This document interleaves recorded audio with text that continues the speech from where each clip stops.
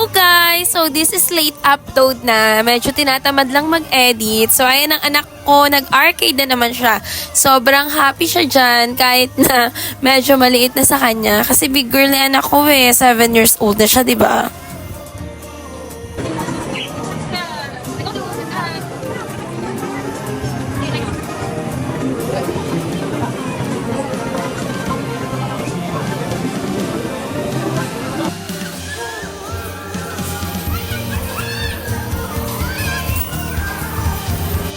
So ayan, basketball is life. Kahit naman sabi talaga ng doktor, bawal na siya mag-basketball dahil nga na-operahan siya.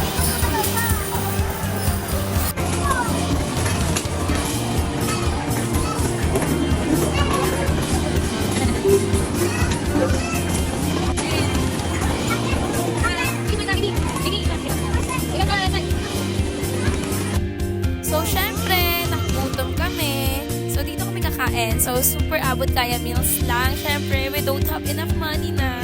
So, ayan, budget meal lang talaga. So, tuwang-tuwa na naman ang anak kong si Jade. Thank you for watching, guys!